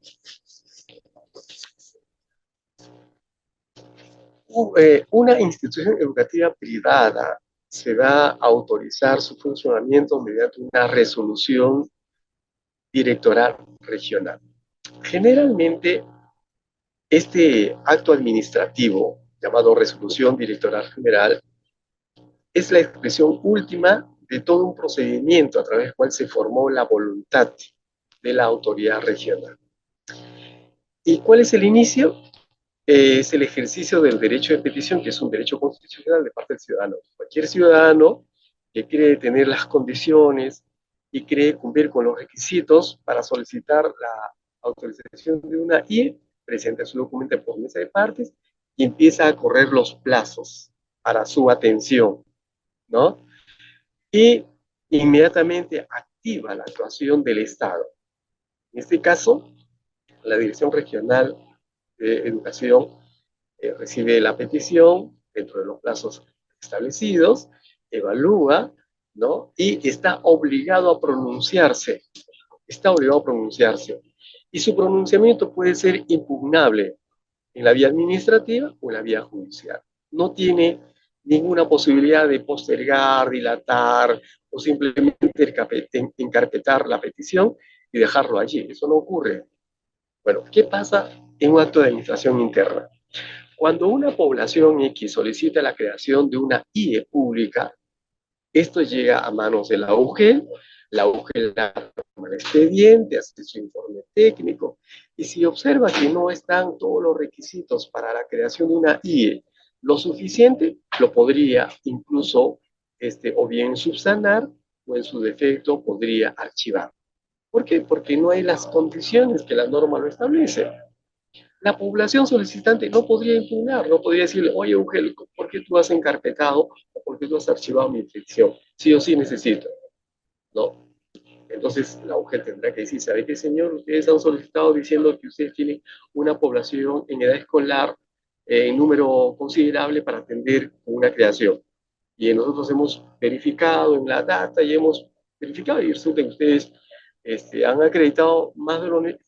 Es decir, no todos los que están en la relación de los supuestos estudiantes que necesitan un servicio de educación inicial o primaria son los que ustedes reportan. Hemos verificado que no, que muchos de ellos están estudiando en otras instituciones y cuando hemos retirado, hemos depurado, resulta que solamente hay 2 estudiantes. Y por 2 estudiantes no vamos a crear, es una IE, ¿verdad? Entonces, por esa razón hemos suspendido archivar hasta que haya las condiciones para poder activar esta iniciativa y se pueda atender su petición. Y entonces, esta decisión es impugnable, es inimpugnable. No hay nada que se pueda hacer. Ahora, porque finalmente la decisión de crear una IE no es digamos, competencia de una comunidad, de una municipalidad, es competencia exclusiva de la eh, Dirección Regional de Educación. Por lo tanto, nadie le va a decir cuándo debe crear, cómo debe crear y por qué debe crear, ¿no? Si la UGEL ve que hay una necesidad, de oficio va a iniciar el proceso y finalmente se va a lograr crear. Si no hay las condiciones, simplemente se archiva. Y en esta ocasión no será, tal vez pasará un tiempo o algunos años en que de repente esa demanda sea real, entonces recién se emitirá el acto presuntivo de creación de una IE. Entonces, como ustedes pueden ver, son 2 escenarios diferentes y son 2 procedimientos distintos. Una depende exclusivamente de la voluntad de la entidad administrativa y el otro depende mucho de la voluntad del solicitante, ¿no? Esto creo que podría ilustrar algo de lo que acabamos de señalar y tal vez podemos... Muy bien, pero como estamos con el tiempo, pasamos rápidamente a revisar. Aquí ustedes pueden ver un cuadrito consolidado. Muy bien, aquí. Aquí están los 14 actos de administración interna que regula la resolución ministerial, la 510-2017. Si ustedes pueden leer ahí rápidamente, ya no voy a leer, sería ocioso hacerla, solamente quiero enfatizar en que hay ciertos actos que son de competencia exclusiva de la UGEL y hay otros de la DRE o la GRE. Por ejemplo, creación, sí o sí, es de la DRE y la GRE, pero obviamente con la participación de la UGEL. Cierre definitivo de una IE, la DRE y la GRE. Y también lo que es el traslado de establecimiento de la DRE y la GRE. Muy bien. Pasamos rápidamente revisar algunas de estas, ¿no? Ustedes saben que las normas generales que regulan estos actos y que dan de algún modo el marco normativo son estas, el artículo 17 de la Constitución, el 77 de la Ley General de Educación, perdón, del ROF, es de la Ley Orgánica de Gobiernos Regionales y que le da competencia, ¿no?, a la Dirección Regional de Educación, el autorizar, y luego tenemos el reglamento de la Ley de Educación General de Educación. Vamos a pasar rápidamente a un pequeño cuadro consolidado de todos los actos. No vamos a revisar cada una de ellas porque ustedes los conocen perfectamente. Solo voy a enfatizar algunos aspectos que considero necesario porque ustedes, sobre las cuales siempre hay preguntas muy recurrentes y algún tipo de así, ¿no?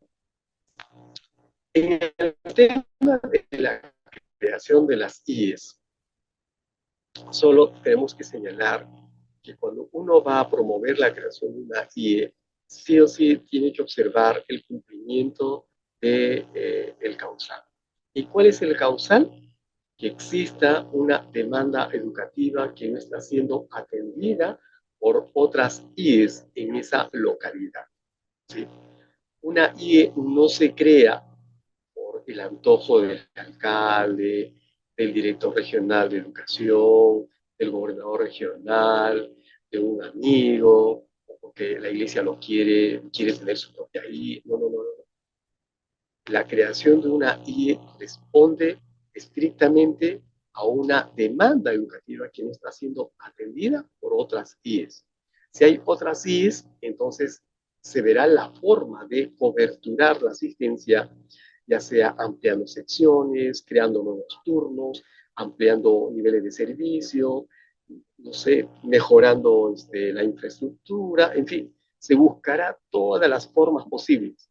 El último recurso, cuando ya no se pueda atender con estos mecanismos, ya será la de crear. La creación de una IE no es el primer recurso para atender una demanda, es el último recurso de la que se echará mano, porque es muy complicado gestionar plazas docentes, asignación de presupuesto, el tema de la infraestructura, etc., etc., y ustedes lo saben mejor que yo, todo el vía crucis que esto implica, ¿no? Lo que sí, con eso no quiero decir que no hay que crear. Cuando se requiere, cuando está debidamente justificada, hay que hacerlo. Por otro lado, toda decisión de crear una IE no pasa exclusivamente por la decisión de la Dirección Regional de Educación, sino que esta reposa sobre la opinión favorable de la UGEL, porque de acuerdo a la 510, en el proceso de creación de una IE, todo comienza cuando la UGEL arma su expediente y emite una opinión favorable. Incluso esta opinión favorable tiene que ser revisada en segunda instancia por la DRE. Y si la DRE coincide con la UGEL, entonces emitirá el acto resolutivo de creación. El tema de la fusión creo que no hay ningún problema. El tema de la conversión. Muy bien. Aquí también hay una confusión. Algunos dicen que a través de la conversión de una IE, uno puede convertir una IE pública en una IE privada o viceversa. Falso, eso no es posible. Esa figura no existe en la norma, está vetado. En la anterior norma de creación de IES sí había esa posibilidad, pero acá no, ahora no es posible, salvo que sea de manera extraordinaria por una disposición judicial o alguna otra disposición que esté por encima de nuestras normas administrativas de gestión de las IES, ¿no? Pero en la norma madre, que es la 510, no está previsto el cambio de la naturaleza de una IE de pública a privada o viceversa. Entonces, esta conversión de IE, ¿a qué se refiere? Ustedes pueden leer ahí tranquilamente en el cuadro que se refiere el convertir una IE pública de gestión directa a una IE pública de gestión privada, vía celebración de un convenio de encargo de gestión. Una persona X o una entidad dice, ¿sabe qué? Yo quiero encargarme de gestionar esa IE que está en una zona remota y bueno, tengo dinero, tengo capital, tengo experiencia, tengo recursos humanos y quisiéramos inyectar algún tipo de apoyo adicional que mejore la calidad de servicio. Es una oportunidad, ¿no? Por eso uno de los causales para que eso se produzca dice, tiene que haber una oportunidad de mejora de la calidad de la prestación de los servicios educativos. Entonces, solo en ese caso, estando gestionada por la UGEL, ahora se le va a otorgar la gestión a una entidad privada, puede ser de la iglesia o una entidad privada sin fines de lucro, ¿no? A eso se refiere. Entonces, la conversión de una IE pública de gestión directa a una IE pública de gestión privada o viceversa, ¿sí? El otro acto es el acto de cambio de la entidad gestora, que tiene relación con la anterior, ¿no? Tiene relación. A ver, aquí se dan dos escenarios. La primera, se cambia de otro sector o institución pública por una autoridad educativa de educación. Se refiere, eso explico rápidamente. La mayoría de las IES públicas son gestionadas por el sector de educación, o sea, a través de la UGEL, ¿sí? Bajo la supervisión de la UGEL. ¿Perfecto?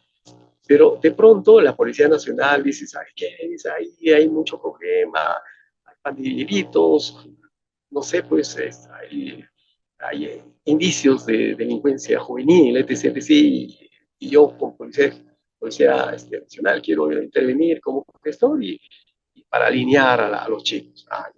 ¿Se le puede otorgar? Sí, pero la Policía Nacional es una responde al Ministerio de Interior, por lo tanto es otro sector sector interior. Y nosotros somos sector educación.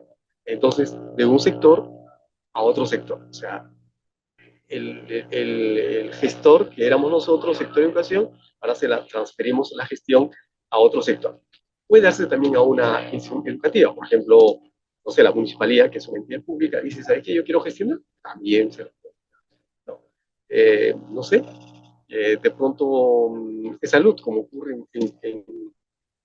en Arequipa, de salud, también gestión, también se le puede otorgar. Ministerio Público, que también tiene una IE, también se le puede otorgar, ¿no? Pero previa evaluación de su expertise, de su capacidad y sobre todo, qué oportunidad de mejora me ofrece esta nueva gestión. Porque si no me ofrece nada, mejor no se la doy, porque es sumar a los problemas tradicionales que tiene una IE, sumar otro problema adicional, porque tengo que lidiar con el gestor, ¿no? Tal vez la comunidad educativa no quiere, no sé, pues el gestor no se compenetra con la comunidad, no está a la altura de las circunstancias y las demandas, generó falsas expectativas, y eso va a generar situaciones de conflictividad. Entonces, ¿para qué voy a sumar un conflicto a los conflictos normales que existen en cualquier IE cuando no me va a dar oportunidades de mejora la participación de este nuevo gestor en un año? En fin, el tema del cierre temporal, creo que no hay un problema definitivo, reapertura tampoco. Ahí están los plazos, ahí están los causales que pueden motivar estos actos de administración. Rápidamente revisamos ahora este nuevo bloque de actos en el tema de la ampliación de servicios, perdón, apertura de ya, ampliación de servicios. Aquí creo que no hay ningún problema, ¿verdad? Creo que generalmente es un procedimiento simple y sencillo y no hay acá ningún problema, ¿no? Cierre temporal tampoco, definitivo, reapertura menos. Todos estos son de competencia de la UGEL. Ahí van a tener el material ustedes, lo van a ver, es un resumen en realidad de la 510, sobre eso no hay ningún problema. Están los plazos claramente definidos, bien señalados, y generalmente sobre esto hay pocas preguntas, ¿Por qué? Porque generalmente las IES se crean y rara vez hay despoblamiento de los escolares. Generalmente la población suele crecer, ¿no? Entonces, pocas veces estamos frente a actos de cierres temporales o definitivos. Por el contrario, estamos siempre en casos de ampliación de servicios. Pasamos al siguiente cuadro de actos para revisar rápidamente.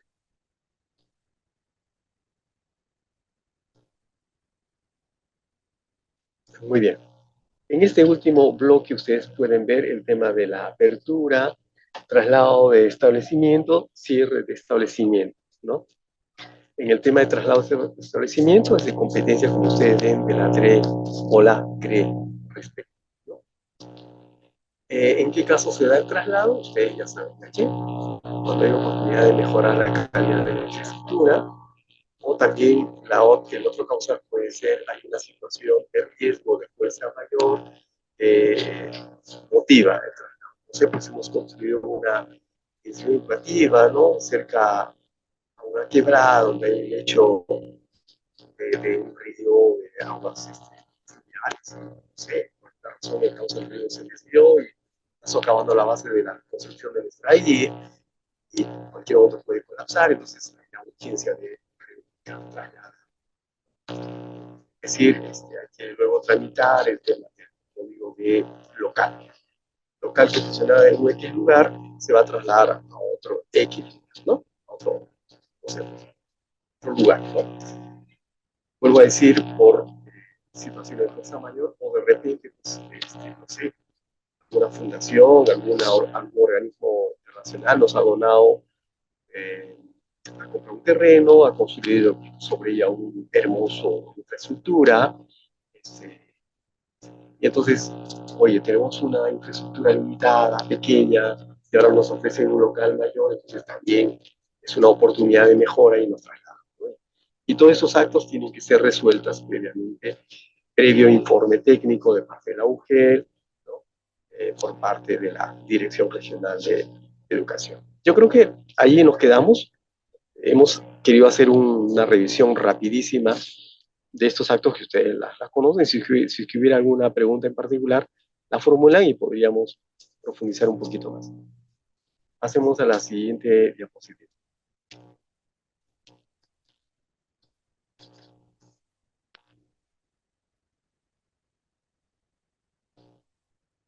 Muy bien, ahora vamos a hacer una revisión rápida del procedimiento para la emisión del acto de administración interna por parte de la UGEL.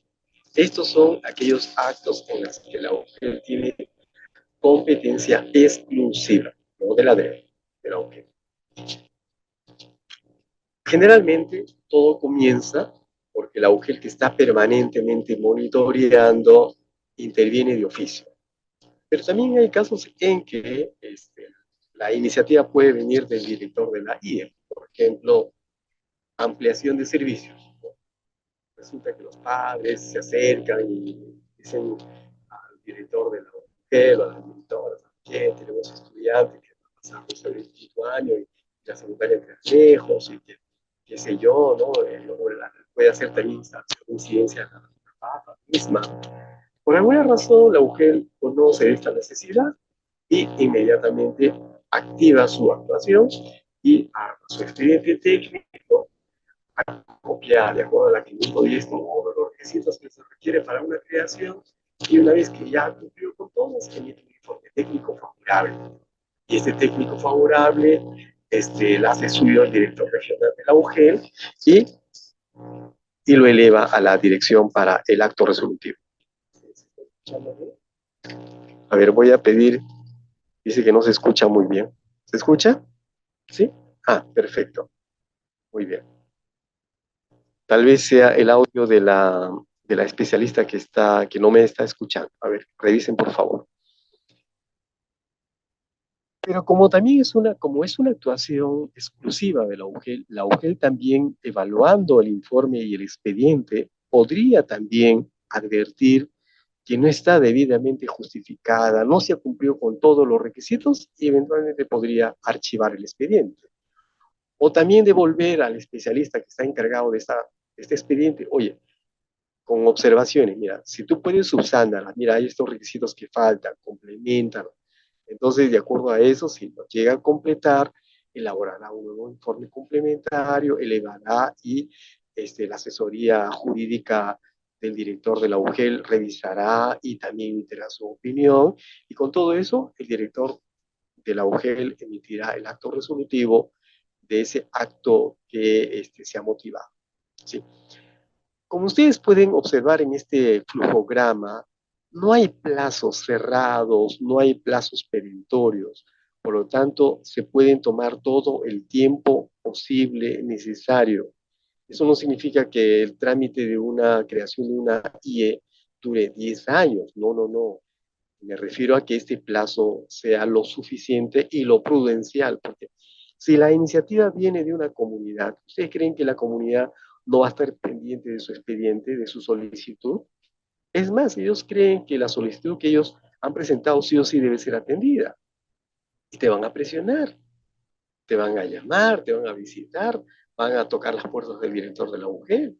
Y si ellos consideran que no están siendo atendidos oportunamente, pues te van a hacer un plantón, te van a amenazar con tomar el local. O sea, esas acciones de incidencia pública son habituales, son normales, eso se utiliza aquí y allá, en cualquier parte, ¿no? Entonces uno debe ser lo suficientemente cauto para tramitar de manera oportuna. Si hay una iniciativa de una comunidad de crear una IE y resulta que no se tiene el terreno, no se tiene el número suficiente de estudiantes, no se tienen los requisitos básicos que se requiere, entonces puedo archivar y comunicar. Si viene, no sé, pues del presidente de la comunidad campesina, del teniente gobernador, o la iniciativa viene de la municipalidad, o de cualquier otro actor, yo tengo que comunicar, tengo que ser sincero y honesto, decirles, ¿sabes qué, señores? Hemos analizado su petición, hemos hecho estudios de campo, hemos hecho levantamiento de información, y resulta que no se cumple con los requisitos, o falta esto, o falta aquello, o de repente el tema del terreno no está saneado, quiero que usted nos ayude, ¿no? Ustedes han dicho que ese terreno es de la comunidad, resulta que hay un vecino que ha venido y dice que es su terreno. Entonces no está claro, ¿no? Sí, entonces, ustedes tienen que ver a la población como aliada. Si la iniciativa viene de la población como aliada, si la iniciativa viene del director de una IE, también es un aliado. Con él se interactuará, se completarán los requisitos, la información que se requiera, se levantará, las encuestas, etc, etc. Y de manera que se interactúa. Y cuando no se puede, se le comunica. Lo que no es aceptable desde mi punto de vista es que yo tenga 50 expedientes allí, 1, 2, 3, 4 años, y porque hubo alguna dificultad o porque no se cumplió con tal o cual requisito, lo tengo ahí durmiendo el sueño de los justos. Y cuando hay detrás de ella mucha gente con expectativa, que está esperando una respuesta. Entonces, en ese sentido, yo siempre recomiendo seamos honestos, claros, transparentes con las personas que han motivado o han iniciado, o han incubado, digamos, el inicio de este procedimiento para generar una decisión, ¿no? Entonces, así nos curamos de cualquier enfermedad o de cualquier situación posterior, ¿no? Conflictiva, sobre todo con la población. Vamos a revisar ahora el procedimiento que se sigue generalmente cuando el acto debe ser emitido por la Dirección Regional de Educación. En todos los casos,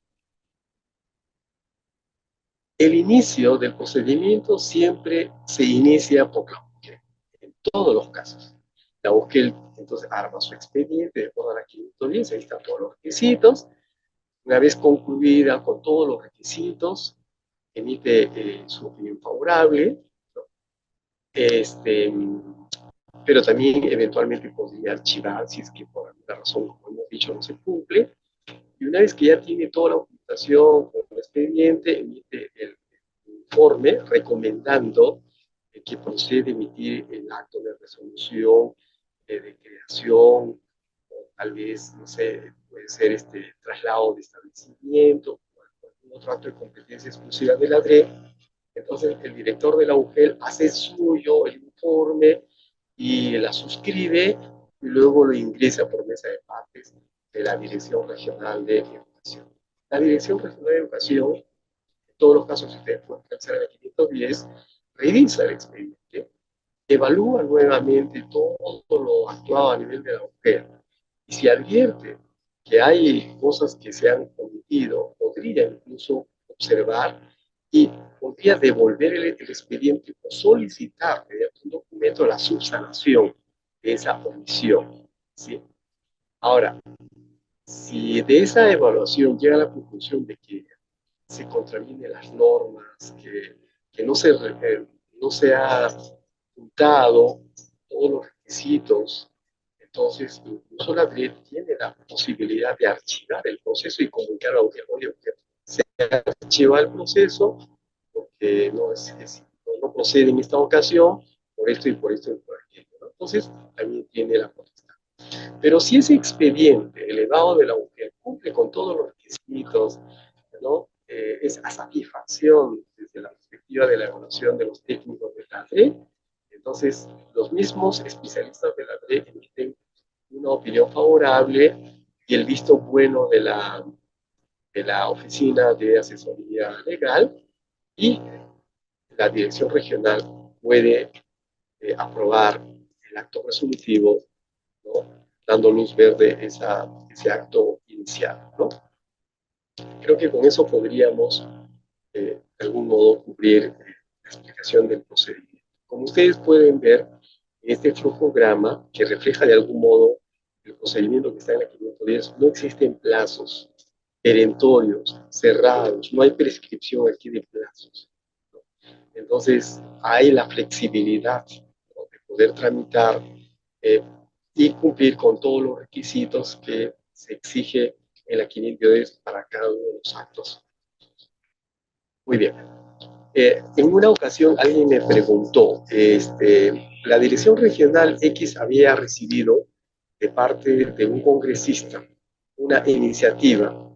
En realidad la iniciativa de una comunidad campesina le pidió al congresista que intermediara para que se pueda crear una IE. Entonces la solicitud llega directamente a la Dirección Regional de Educación. ¿Qué hace la Dirección Regional de Educación siguiendo esta petición? Inmediatamente no dice a sus especialistas, a ver, señores, elaboren un proyecto de resolución y vamos a resolver. No puede hacer eso. De acuerdo al 510, lo que hace la Dirección Regional lo remite a la UGEL y le dice, UGEL, en cumplimiento de tus funciones, evalúa, ¿no? El cumplimiento de todos los requisitos y oportunamente elévame un informe recomendando la procedibilidad de emitir un acto resolutivo de creación. Entonces, la UGEL tiene que desarrollar todo el procedimiento y al final, si concluye de que existen todos los elementos y todos los requisitos, recién opinará de forma favorable para que la DRE puedan atención a ello emitir el acto resolutivo, ¿no? Entonces, tiene que haber una coordinación, una interacción y cada instancia tiene que respetar las funciones que cada uno tiene. Si no, podría ser objeto de una nulidad o alguien podría cuestionar. Entonces, para que la DRE pueda también curarse en salud, tiene que permitir que las UGELs cumplan con su función. Ahora, lo que no significa que la DRE pueda hacer seguimiento y monitoreo, claro. Le he trasladado un expediente de creación que hace 2 años y la UGEL no se pronuncia, entonces la DRE también puede requerir, ¿no? Información que va al trámite, si ha cumplido o no, porque no se hace un informe preliminar de cómo va el trámite, podría hacerlo, ¿no? Vamos a ver un casito para concluir con esta exposición y para luego pasar a resolver las preguntas que hubieran de parte de los participantes en el chat.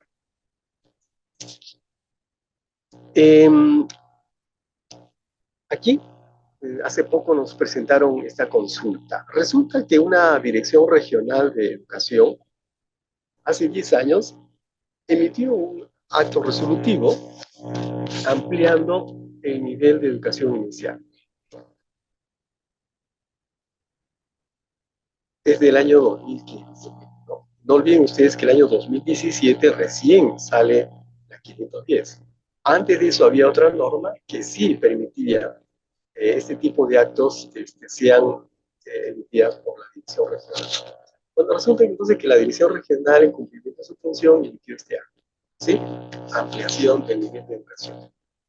Pero resulta que recientemente habido cambio de funcionario, que se pasaron 10 años, y se emite otro acto resolutivo, o sea, una resolución director regional de creación, de autorización del funcionamiento de IES, de instituciones educativas de educación inicial.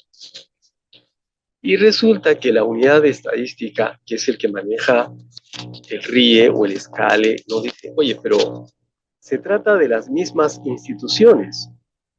O sea, a ver, en la anterior institución se llamaba San Román. Ah, perdón, no se llama San Román. Su nombre es... Uh, sí, solamente está puro código. Es una institución educativa con código. Bueno, resulta entonces que la unidad estadística observa y dice, oye, lo que se ha hecho es, estando estas instituciones educativas de inicial, habiendo sido aprobadas por ampliación, ahora se han convertido automáticamente en IES, en nuevas IES. Se han creado nuevas IES en base a con el mismo local, con los mismos alumnos, con la misma infraestructura y con los mismos recursos humanos. Y nos preguntan, sobre eso nos preguntan tres inquietudes. Primero, ¿existe plazo perentorio para modificar actos resolutivos respecto de la CIE? Es decir, si han pasado 10 años, ¿se puede modificar un acto resolutivo? Y la respuesta es sí, porque estamos frente a un acto de administración interna. ¿Sí? No es como los actos administrativos que emitido y aceptado por el administrado constituyen actos firmes, es decir, ya no se puede cambiar, salvo hayan causales de nulidad o de revocación en la vía administrativa o en la vía judicial. En los actos de administración interna puede ser cambiada, pasaron 20 años, 50 años, no hay ningún problema. Ahora, dos, ¿qué autoridad debe pronunciarse para emitir un acto resolutivo que modifique la resolución? Estamos hablando de una resolución directa regional. Obviamente un director de la UG no podía cambiar. ¿Por qué? Primero porque jerárquicamente es inferior y por otro lado, no tiene competencias de emitir una resolución directoral regional, sino simplemente una resolución directoral de la unidad de gestión educativa. Eso, dos. Sabemos que por el principio de jerarquía, cualquier acto resolutivo, el inmediato superior jerárquico sí puede modificar, ¿no? Puede revocar. Ahora, en este caso, como es una resolución directoral regional, la misma dirección puede revocar lo que se pronunció anteriormente, sí. Ahora, no tiene que ser el mismo director, porque hace 10 años que habrá sido el director. Los funcionarios cambian al año, 2 años, 3 años, algunos meses, ¿no? Algunos hasta días, ¿no? O sea, no. Finalmente el pronunciamiento es de la entidad, es de la instancia, ¿no? Muy bien. La tercera pregunta. En la sesión considerando de la RDR, ¿debe señalarse las causas que motivan la modificatoria? Hemos dicho que toda decisión debe estar motivada, no con la rigurosidad ni la abundancia de un acto administrativo, pero sí o sí, si se trata de una resolución, de todas maneras tiene. No olviden ustedes que cualquier acto resolutivo, una resolución, tiene tres partes. Uno que son vistas, donde generalmente uno coloca los antecedentes, aquellos documentos que motivan nuestra decisión. Luego vienen los considerados, ahí esa es la parte donde uno va a justificar, ¿no?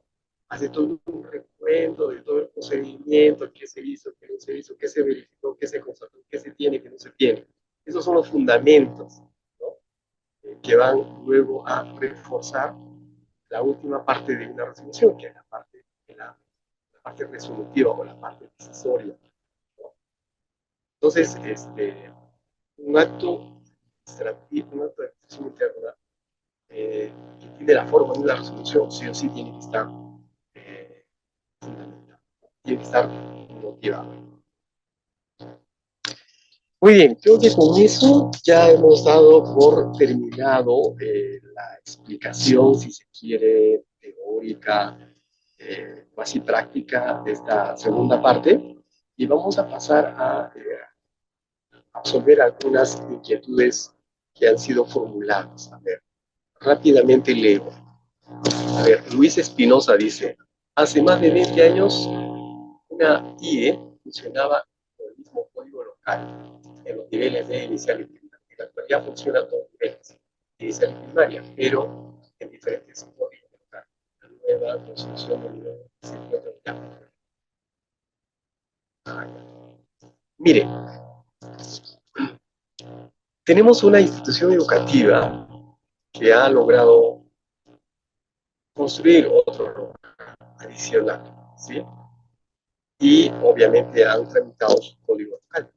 El código local responde al lugar geográfico, ¿no? Este, ubicado gracias a la georreferencial, latitud, altitud, donde está ubicado exactamente, exactamente. Entonces, ahora tienen dos locales. Y resulta que los papás de este nuevo local quieren que sea una IE nueva, independiente. Bueno, eso lo tiene que evaluar la mujer. Aunque si la distancia, a ver, hay una norma que regula las distancias. Una institución educativa puede tener varios locales físicamente separadas, pero la distancia no tiene que ser demasiado. Y dependiendo también de qué grado tienen. Si son niños de inicial, la distancia no puede ser más de 100 metros. Sí, sí. Hay una norma que regula, nosotros no la manejamos esa norma, que es la norma de infraestructura, pero ella establece. Yo le recomiendo revisar esa norma, que tiene que ver con normas sobre infraestructura, ¿no?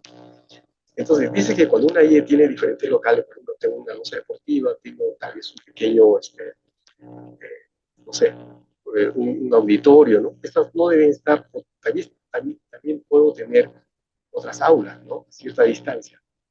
La idea es que esta distancia no debe ser un impedimento para retardar, por ejemplo, que un profesor llegue a tiempo o pueda cortar sus horas los minutos o segundos de, de horas lectivas que brindar o exponer a un estudiante a transitar con el riesgo de perder horas de trabajo, horas de estudio, etc. Entonces, esa norma lo establece.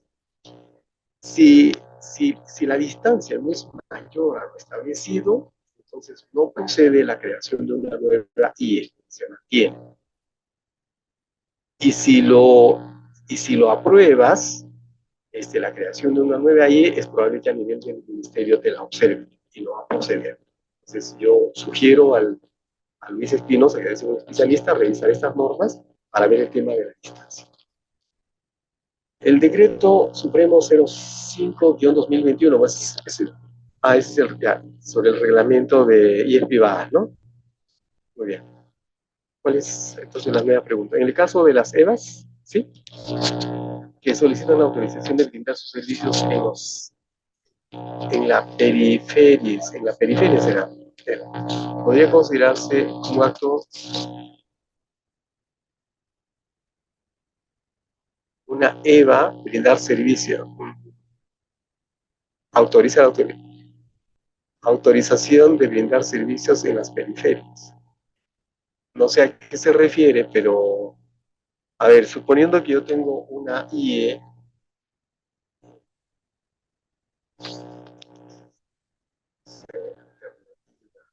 ¿sí? La pregunta no es muy clara, no entiendo. Aurelio de la Cruz pregunta, por motivo de contenido o beneficio fueron trasladados los establecimientos educativos a otra dirección y estos actos no fueron aprobados por todos los emitivos. Sí, se puede emitir actos resolutivos con efectos retroactivos. No hay ningún problema. En eso también los actos administrativos, de administración, perdón, son bastante flexibles. La ampliación del turno en las IES no está considerado como acto administrativo, pero está relacionado con la ampliación de servicios. Esta acción debe aprobarse con un acto resolutivo y qué áreas es responsable de realizar. La ampliación de servicios es un acto emitido por la UGEL. La UGEL, por extensión, podría también aprobar, ¿no?, la creación de turnos. Buenos días, dice, aquí nos saluda desde la UGEL 6 de año. Nosotros, ACG, equipo de creación, realizamos ese procedimiento y emitimos un informe técnico de estadística para actualización de la información de distribución.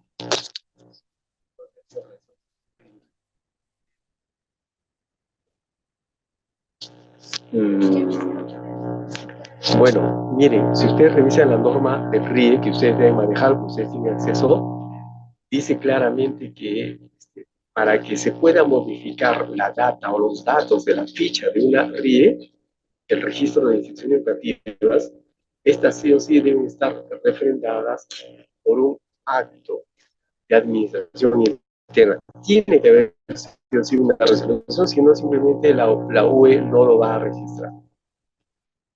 A ver, en estadística necesita que la RDR para estadística así. Tiene que haber una resolución directa. Si es una creación, una resolución directa.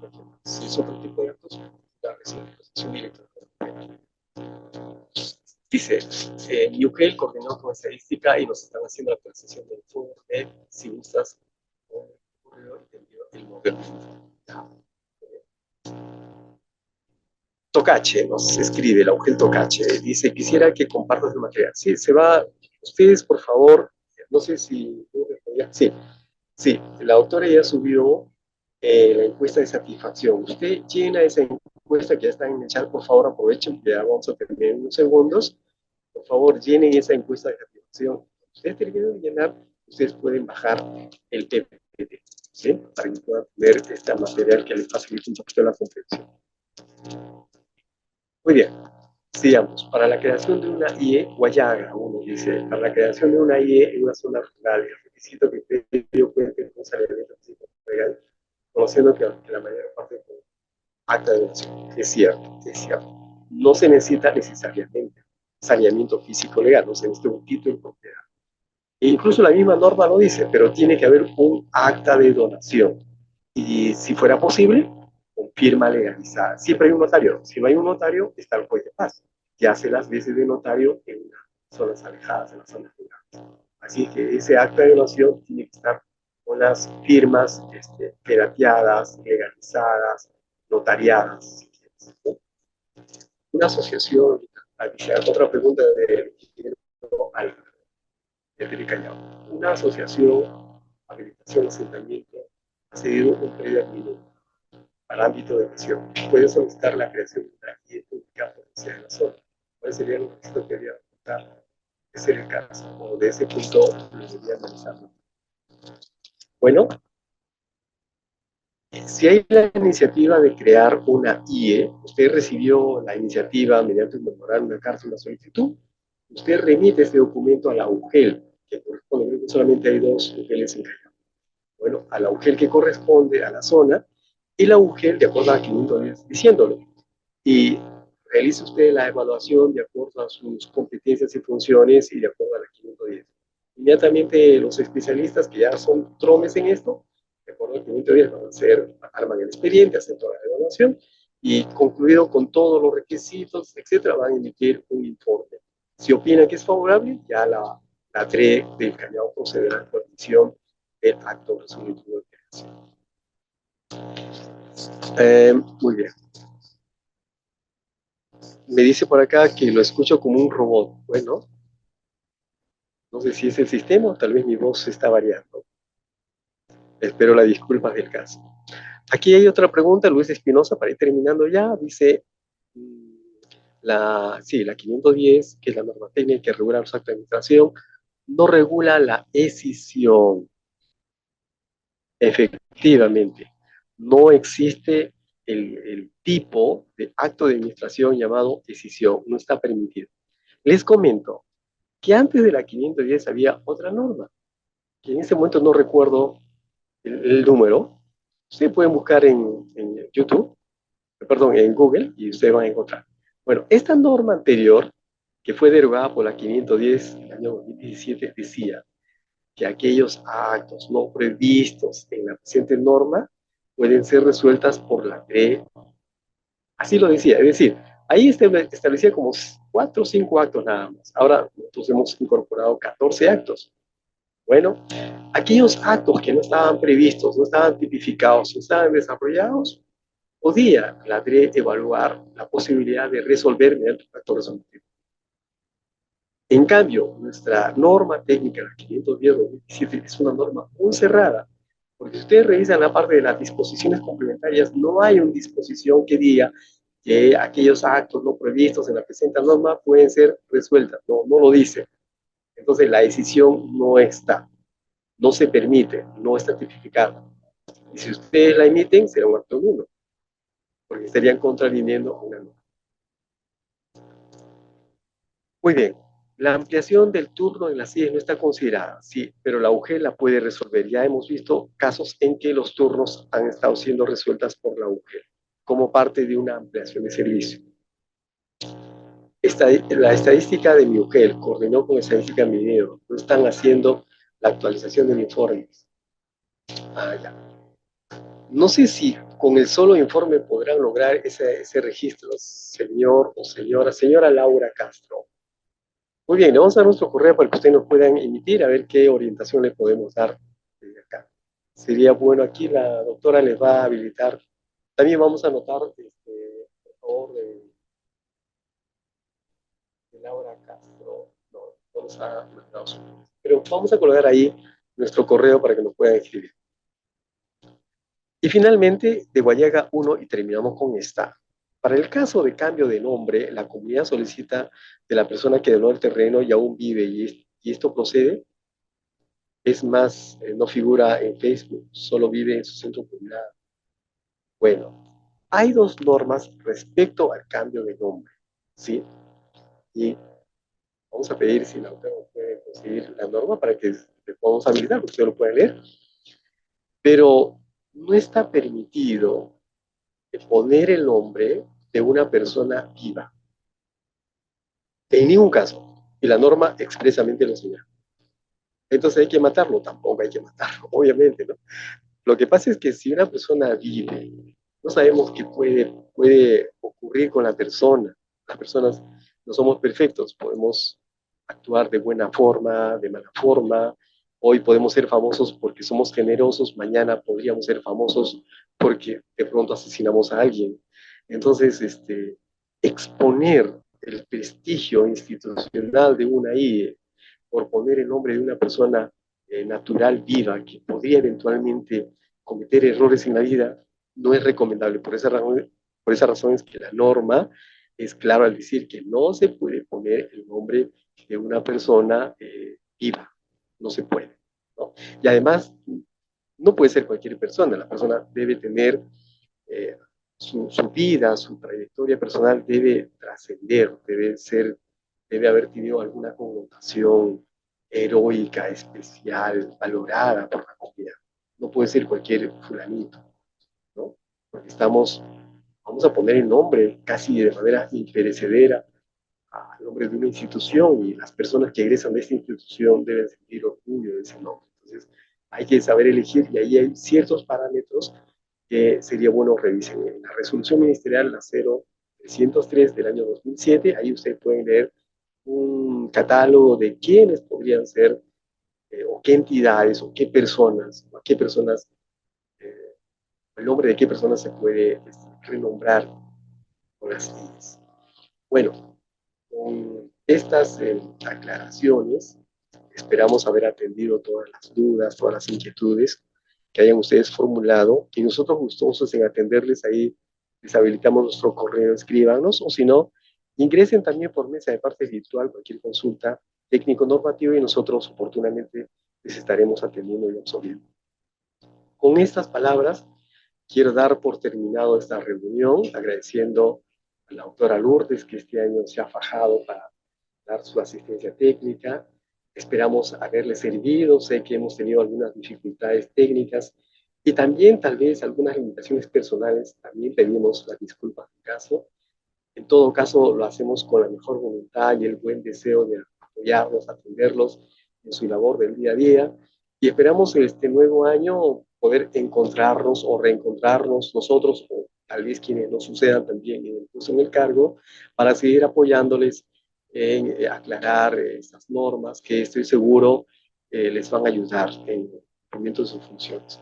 Con esto quisiera desearles que pasen unas bonitas fiestas navideñas, que disfruten de la compañía de sus parientes, sus queridos, y también desearles un año venidero, próspero, y que sus deseos se cumplan y sea un año exitoso para cada uno de ustedes. Que Dios los bendiga a cada uno de ustedes y muchas gracias por su tiempo, por su paciencia y por su participación. Por favor, pedirles por última vez que llenen la encuesta de satisfacción y de esa forma también ustedes pueden bajar el PPT que seguro les puede ser de mucha utilidad. Gracias, doctora. No sé si tiene usted algunas palabras finales para concluir. Sí, igualmente, doctor, muchas gracias. Su apoyo todo el año.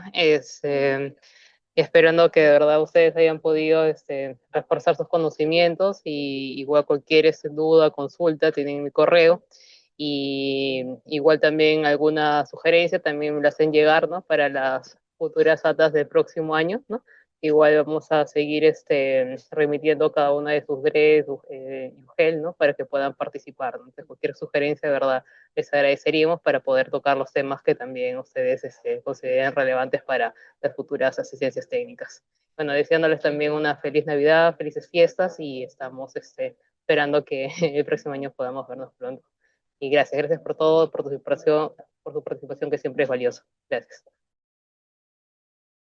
Ministerio de Educación, Gobierno del Perú.